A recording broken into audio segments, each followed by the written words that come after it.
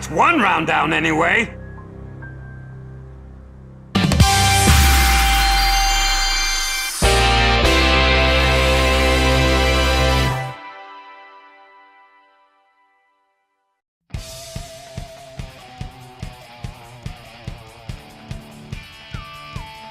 Now the Choo Choo Rocket set has come and gone, and we are moving forward to our next set to join Sega Heroes. We have just passed the 1-year anniversary, and it's only natural to look back at one of the most familiar franchises in Sega's history, and that is Sonic the Hedgehog.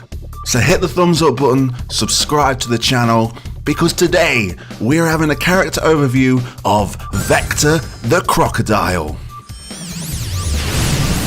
Whoa there! Hold on! Now before we go into Vector's in-game statistics in Sega Heroes, you'll be happy to know we are going to have a brief history of Vector, and it is nice to have a character with quite an extensive history, but again, we're keeping it brief. So let's have a brief history of Vector.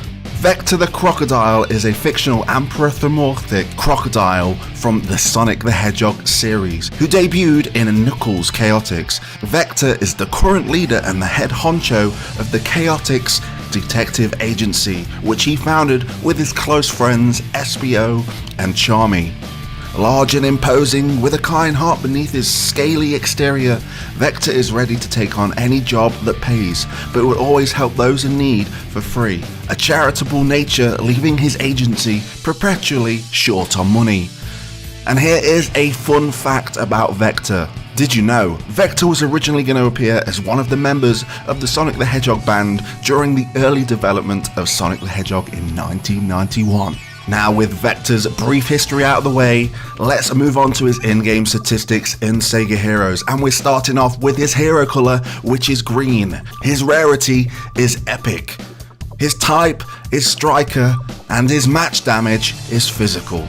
Vector's max skill is Hammer Down. Vector leaps towards the enemy, slamming down both fists with immense force. This has a mana cost of 14. This will deal physical damage, of which will increase as you level up Hammer Down. This will also inflict Vulnerable for 5 turns. And if you didn't know what Vulnerable was, this debuff increases the physical damage taken by a certain percentage, and in Vector's case that starts off at a base percentage of 20, increasing to 88% when you max out Hammer Down. This will also create 2 random 3-turn sword tiles, and the strength of those tiles will increase as you level up Hammer Down. So looking at Hammer Down, he is coming in strong with that physical force. Now it does have a high mana cost, but the fact that this has a pretty decent vulnerable debuff so early on at 20%, increasing to 88%, this will further enhance his ability as a striker. Now for the sword tiles, it's nice to see another character of a different colour that isn't blue or red that is bringing sword tiles, so he will fit into some teams that we'll go over in just a short while. But looking at that, he's dealing the damage. What can you expect from a striker? Yes, the mana cost is pretty high, but I think for the trade-off of having the vulnerable debuff for 5 turns is a pretty good trade-off in my book. So let's move on to his star skill, which is Vector Breath. Vector spits out several bubblegum bubbles at the enemy. Now to get this to trigger, you need to match a green star tile or a green superstar tile. This will deal 3 hits of physical damage to random enemies, and this damage will increase as you level up Vector Breath. And this will fortify up to 2 friendly sword, heart, shield or clock tiles. Now I kind of like Vector Breath. I like the fact that if you are rolling a team with those beneficial tiles being the sword, heart, shield or clock, this will fortify it for extra hit. So if it does get matched, it will remain for 1 more turn, and that can be very beneficial if you are rolling these kind of teams. As for the damage that is pumping out for him being a striker, 3 hits of physical damage, you can't go wrong really. It's not as much damage output as the single physical hit of Hammer Down, but it does have a bit more weight to it. Now it might not be a star skill you'll bear in mind all the time, but if you are rolling those teams with those tiles, it's probably something to bear in mind. Apart from that, I've got nothing more to say about Vector Breath. So let's move straight on to his passive, which is Investigator. Vector's detective instincts always lead him to success. So when you gain a rally level, Vector gains growth for 5 turns, and this percentage of growth will increase from a base stat of 12% to 50%. And if you didn't know what growth was, this simply increases the damage output of the character. And whenever a friendly special tile expires, 3 rally mana is gained. So this is short and sweet and to the point.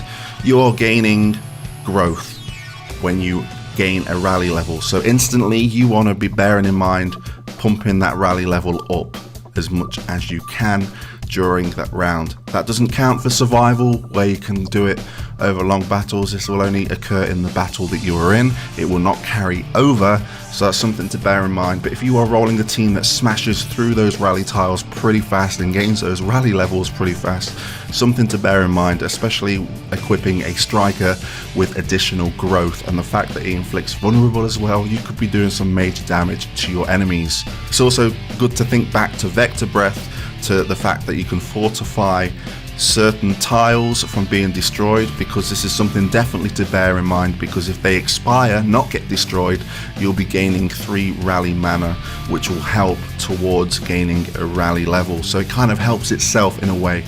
So if you're concentrating on rally and you have some kind of special tiles on the board that you want to expire, and they will expire, Vector can really fall into the category of a brutal striker if you play your cards right. So looking at Vector as a whole, he is a striker at heart, but you need to put in some work and some strategy for him to reach his full potential. Inflicting vulnerable will be pretty easy with his mana skill once you've reached the 14 mana requirement. The fact that lasts for 5 turns gives you more than enough time to down the enemy. If you can trigger off the growth from Investigator, then the enemy is downed in my book and you should have no issues. As for a team you might want to roll with Vector, it's probably something to bear in mind the fact that this guy creates sword tiles, and there is a blue and there is 2 red heroes that can create sword tiles at this time. Axel, Stone for the blue, and then you have Tyris and Werewolf for the red. So that is entirely up to you guys who you want to play into that team. If you wanted to throw it in a yellow there, off the top of my head I really can't think of any, but so maybe take a support character as a yellow to make sure that Vector is dishing out as much damage as he can.